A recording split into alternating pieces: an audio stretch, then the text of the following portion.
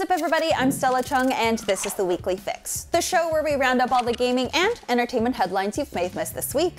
A new PlayStation 5 update has been rolled out in anticipation for the release of the DualSense Edge, plus Naughty Dog is setting an insanely high bar for their Last of Us multiplayer game. In the entertainment world, HBO Max just increased its subscription prices and Matt Reeves is knee-deep into the script for a sequel to The Batman. Let's get this thing started. It's newsin' time.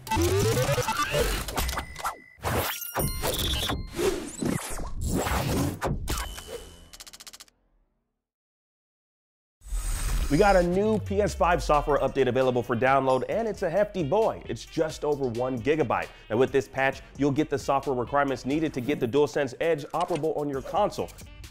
Now, the DualSense Edge is the Pro controller PlayStation is releasing later this month, and if you're hoping to get it working on your console, well, you'll have to download the 6.50 patch so that it'll properly sync up with everything. Now, with that new patch, you'll get improved system software performance on the PS5. Now, that's always a plus. Now, still no Discord integration for the PlayStation 5 console, which hopefully we'll see in a later software update. Now, for now, those that are picking up the Pro Controller can enjoy this new update and check out what it has to offer for the DualSense Edge come January 26. All right, now in other news, there's a bunch of Pokemon card thefts happening in Japan, according to the Japan Times. Apparently, the Tokyo Metropolitan Police Department has been dealing with several cases of card theft that have happened in the city's Akihabara district in 2022. And one break-in has a reported theft of 8.5 million yen in Poke cards, which is just over $64,000 USD. And one man back in December used a stolen credit card to purchase about 1,000 Pokemon cards and resell them for profit. Unfortunately, Officer Jenny and the Tokyo Police Department were on the case and nabbed the suspect. Now, I'm just assuming there's someone named Jenny that works at the police department over there. I don't know. Who knows? Anyways, so crazy folks are willing to go to such great lengths for some damn Poke cards. And finally, if you're a Netflix subscriber, the streaming service is offering up Teenage Mutant Ninja Turtles Shredder's Revenge on mobile. Yeah. Now, Netflix announced the mobile port of the game with a trailer showcasing gameplay. Now, the game features both online multiplayer gameplay and controller support. Now, look forward to not playing it anytime soon on a Netflix subscription near you. Like, seriously, does anyone actually play these Netflix games? Like, I know it's practically no one. I do, because according to the app analytics company Apptopia, less than 1% of Netflix subscribers actually take advantage of its game option. Yeah, not surprising seeing as we use Netflix for, I don't know what, watching movies? Like, just stick with what you know. Naughty Dog's Neil Druckmann, who directed The Last of Us Part 2 and is an executive producer on the HBO show, would like to remind everyone that the studio is still hard at work on more Last of Us games. In an interview with comicbook.com, Druckmann said that The Last of Us multiplayer game is still coming, has been in development before Part 2 came out in 2020, and will be, quote, the most ambitious project we've ever done, expanding the world even further, continuing to tell a story, but in a multiplayer space. I did a little emphasis on that. He's a lot more low-key than that. Druckmann describing the game as the most ambitious project that Naughty Dog has done is surprising because normally developers like to downplay their upcoming games as small, intimate affairs with tiny budgets and limited scope. Just kidding, every game developer always says our next game is our biggest yet. No one ever goes, this is our least ambitious thing we've ever done. Anyway, the studio hasn't really released anything of the project outside of a couple pieces of concept art, so we'll have to take his word on it being a big deal. But both Last of Us games were great, and early impressions for the HBO adaptation are very positive, so we're looking forward to whatever this game turns out to be.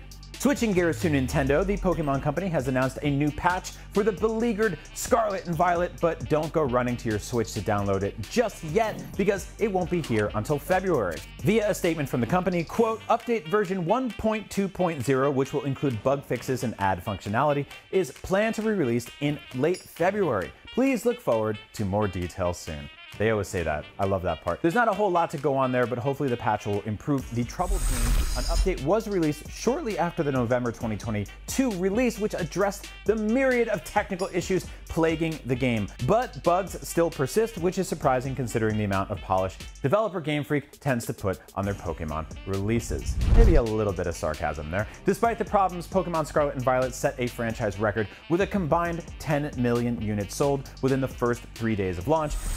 NPD has finally revealed the best-selling games and consoles of 2022.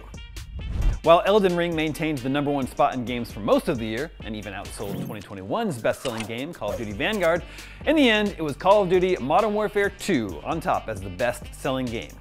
Elden Ring was #2, and Madden was #3.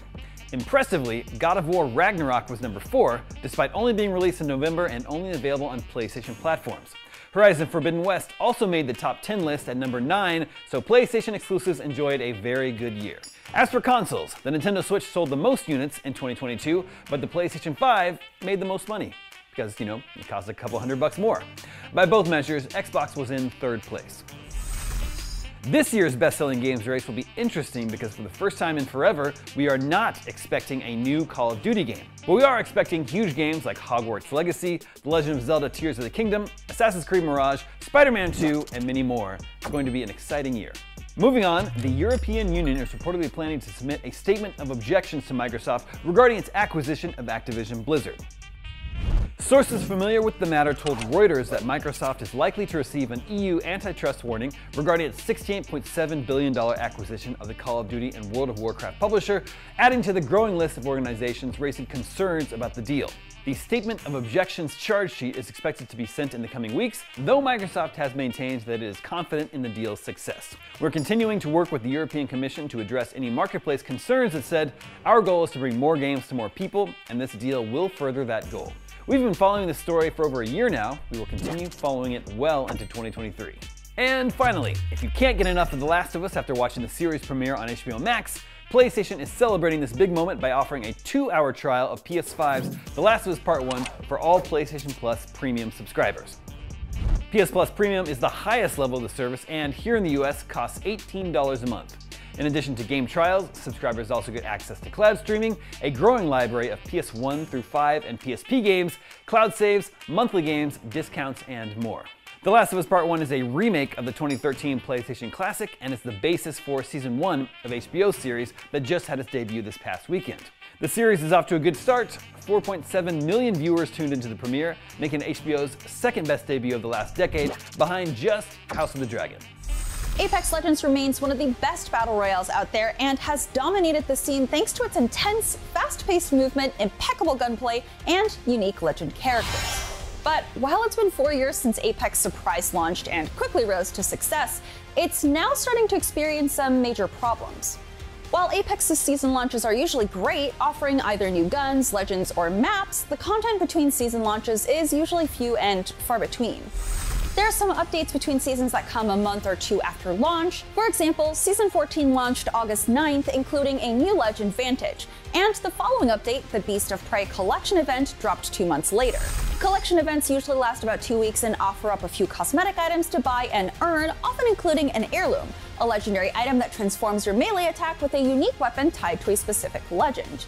These collection events also bring in limited time modes like Gun Run, which is basically gun game from Call of Duty, and Control or Domination. It's honestly not that much of a draw, and the player base, myself included, is getting tired. We've had the same limited time events every year for too long now. The Winter Express Train Domination mode has been the same since the last 3 years, and while it's still a fun game mode, I want something new. The Halloween event is the same, and even though timed events last 2 weeks, some players often lose interest after a week, or even less. The community has been desperate for a new permanent game mode, something like Control, which pits 2 teams of 9 against each other. It's appeared in previous timed events, and it's a welcome change from Battle Royale and arenas. Last week, Control returned as part of the Spellbound Collection event, which was great to see. However, the event update had so many issues. I ran into a ton of difficulties when I tried to load Apex. I was unable to get past the loading screen most times, and when I eventually made it to the main menu, I'd get kicked out of the game due to a, quote, fatal error or code net.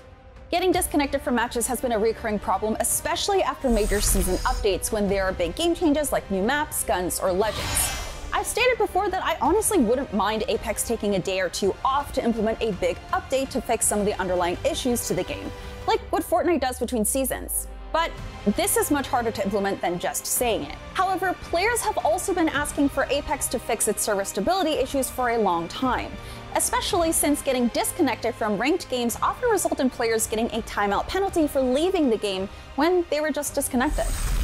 The community really would just love some open communication and updates about the situation, especially when these problems are just aggravated by the event or season updates that highlight new cosmetics and the same repeating limited time game modes. Respawn tweeted from its official account, not even the Apex account, that it was looking into the issues following the Spellbound launch. The next day, no update, nothing from Respawn, despite a lot of players reporting they'd lost the money they spent to get event skins, all because of the service instabilities. They finally tweeted out an update that a fix had been rolled out to stabilize the issues nearly 24 hours after the debacle, and still only on the Respawn account.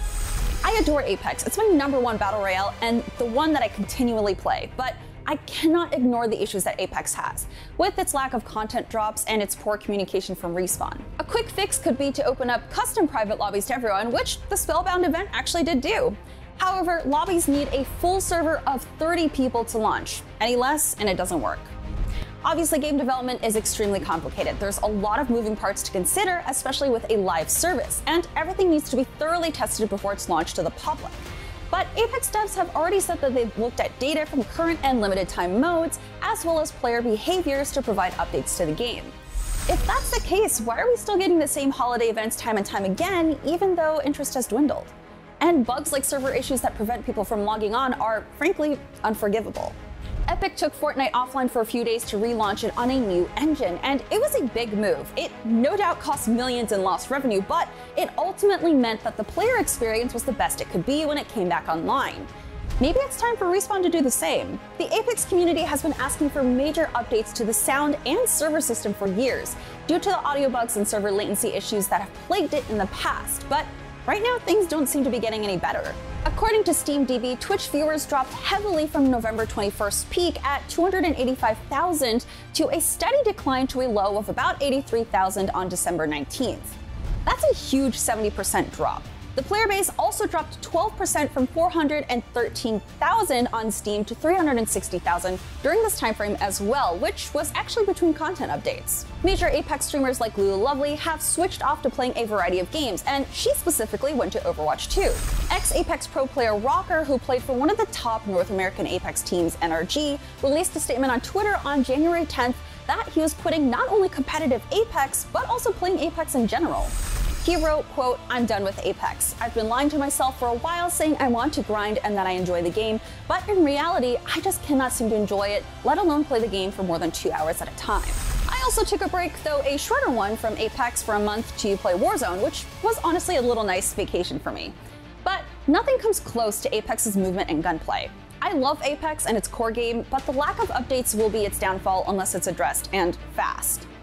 Apex Season 16 is set to launch sometime in early February, and since the holiday season is over, we may get more updates to the game. I certainly hope so, because while I love the game and want to see it continue to succeed, if nothing changes, I'll have to shift my main FPS game focus elsewhere. It's time to take a quick break. When we come back, Jake Sully is out as Avatar 3's narrator, plus we go over what HBO Max's price increase means for customers. See you in a bit. Welcome back. Director Matt Reeves has been meeting with James Gunn and Peter Safran talking about how his sequel to The Batman will be separate to the rest of the DCU. But first, HBO Max just increased its subscription price as they keep canceling content left and right. Let's find out some more. Last week, Warner Bros. Discovery announced that the cost of HBO Max would be going up for US subscribers. It's not a huge increase, jumping from $14.99 a month to $15.99, and it's the first time the cost has gone up since the streamer launched way back in 2020, but it still feels like a pretty big FU to customers after how much content has been removed from the service since the merger last year.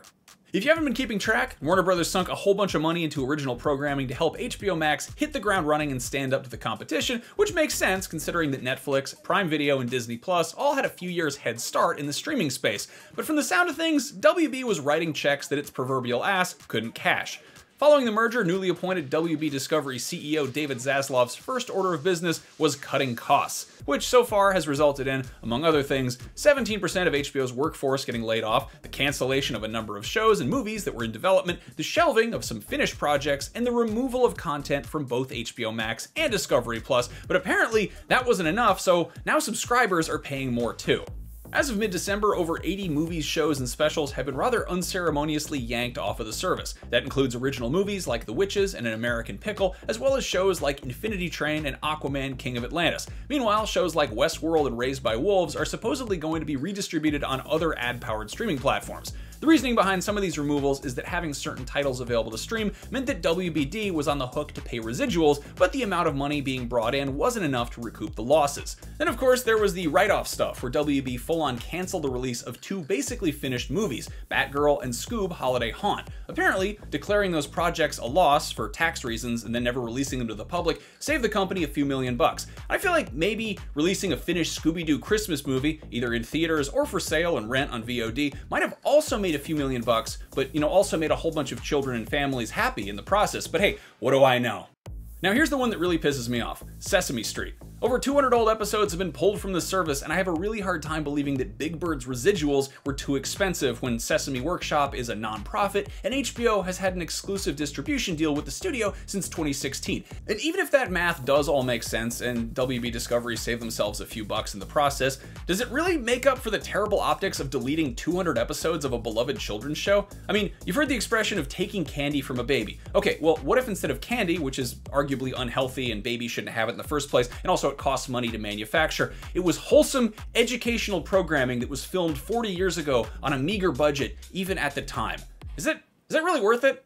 But hey, on the bright side, it's not like HBO Max isn't also getting new stuff. The Last of Us premiered last night, and it kicks ass. And then of course there's the Batman spin-off series The Penguin, Dune, The Sisterhood, and an It prequel, which will hopefully give us an idea of why Pennywise is so awful. And then of course there's True Detective Night Country, which, could be like True Detective Season 1, or it could be like True Detective Season 2, but either way, I'll tune in and find out. Now, a buck more a month isn't gonna break the bank unless you've only got 15 bucks in the bank, and if that's the case, you probably got bigger problems than whether or not Sesame Street is available to stream, but it's still pretty annoying, and it's readily apparent that this increase is not going towards making a better product for the consumer, but making a bigger bottom line for shareholders, which is horrible and gross, and unfortunately, the way a lot of things in the world work. HBO Max has close to 100 million subscribers, so an extra buck a month from each of them is quite a lot of loose change to shake out from between the couch cushions. Maybe, hopefully, optimistically, unrealistically, maybe we'll see them stop canceling and pulling stuff because of this, but we'll have to wait and see.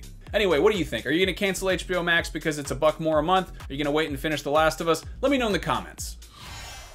Moving on, it's not exactly news that Avatar: The Way of Water is cleaning up at the box office. It managed to surpass Top Gun: Maverick as the highest grossing movie of 2022, and it is steadily on track to break the $2 billion mark, which is a whole bunch of money. Oh, and full disclosure, we pre-recorded this episode because the IGN office is closed today for a holiday, so it's very likely that Avatar 2 has broken $2 billion by now. Congrats, you big blue cats, you did it. Anyway, this means that Avatar writer, director, producer, creator, and enthusiast James Cameron now has 3 of the top 10 highest grossing movies of all time. Avatar 1, still in first place, Titanic is in 3rd, and as of writing this, The Way of Water is in 7th. Bear in mind that ranking could change. Avengers Endgame, which is currently in 2nd place, briefly held the top spot before a re-release of Avatar in China bumped it back up a couple years ago. Titanic is back in theaters next month for its 20th anniversary, remastered and in 3D for the first time ever, so if that cleans up money-wise, it could very well take Endgame down another notch. The moral of the story, do not mess with James Cameron, especially at the box office, but probably also other places because I feel like that guy is freakishly good at martial arts. Don't bet against James Cameron because that dude seems to know what he's doing. Finally, Trigun Stampede started airing in Japanese on January 7th, and the reception has been solid so far, even winning over quite a few detractors of CGI anime. Any Trigun fans who are holding out for the dub will be happy to hear that Vash the Stampede will be played once again by Johnny Yong Bosch. Since Trigun premiered on Adult Swim way back in 2003, Bosch has gone on to become quite a recognizable name and voice in the world of voice acting, and has since had roles in a long list of anime series including Bleach, One Piece, and Dragon Ball Super, as well as video game series like Persona and Devil May Cry. You can catch new episodes of Trigun Stampede dropping weekly on Crunchyroll, with the English dubbed versions rolling out on January 21st. Right now, it's looking like James Cameron will be moving away from having Jake Sully narrate the Avatar films, with his son Loak stepping up to take on the mantle in the films to come. Now, James Cameron said on the Soundtracking with Edith Bowman podcast, while talking about where he plans to go with the franchise, quote, "I'm going to take a moment when the dust clears to assess what people loved and what they responded to the most in this current release, and then I may go back and tinker a little bit." And he went on to say, quote, Loak really emerged as a character that people went with. I might find ways to, he's already the narrator. I'm giving away something here, but this is okay. I think it could be intriguing for people to think about what's coming. Now, that's really good to hear for Avatar fans, and it's nice to know just a sliver of what to expect in the next batch of Avatar movies we'll be seemingly receiving in the years to come. Now, James Cameron is committed to the franchise and has already stated that he knows for certain what he'll be doing for the next 6 to 7 years. More than likely, making more Avatar movies. Now, it's wild how James Cameron created this entire universe and he's been given the reins and the money to just continue to play within the space he created. Now, some fans might feel a certain way as we see Jake Sully's son take over as narrator. Now, it still kind of feels like it's, like Jake Sully's story, but you know what? Maybe shifting things over to his son's perspective will give a refreshing new take on the Avatar franchise. Now, there might even be like a time jump that'll occur to make the narration make sense coming from his son's perspective, but we'll have to wait and see how it all plays out in movies to come. In other news, The Hollywood Reporter recently reported that late-night host Stephen Colbert is taking on one of George R.R. Martin's fantasy books. Now, Colbert's production company, along with Skybound Entertainment, will be adapting the 1970 fantasy series, The Chronicles of Amber. Now, in case you aren't familiar with this particular story, it's about a man who finds himself on Earth with no money, but he's apparently a time-traveling prince that can bend reality. Now, it's kind of like, Quantum Leap meets, Game of Thrones a little bit. Yeah. Anyways, Vincent Newman Entertainment will also be joining in on the production side. Now, George R.R. Martin is not involved in the project and no writers are attached to the adaptation just yet, but Colbert is determined to bring the fantasy world of Amber to life. Now, he will also need to find a distributor for the series, though his production company has a first look deal with CBS. And finally, the Mighty Morphin Power Rangers are coming back with a brand spanking new Netflix special that'll see some returning faces to Angel Grove. Now, Once and Always will be headed to Netflix April 19th, celebrating the Power Rangers' 30th anniversary. Damn, that series is getting old. Now, we got a lot of returning favorites like Zach, Billy, Adam, but no Kimberly. Now, the actor who portrayed the Pink Ranger, Amy Jo Johnson, said in a tweet, quote, "For the record, I never said no. I just didn't say yes to what was offered, but other fun stuff is in store. Looking forward to watching my friends kick ass." Dang, man, sometimes it do just be all about the money, y'all, and that really sucks. Anyway, at least she's in high spirits and looking forward to Mighty Morphin Power Rangers Once and Always on Netflix April 19th.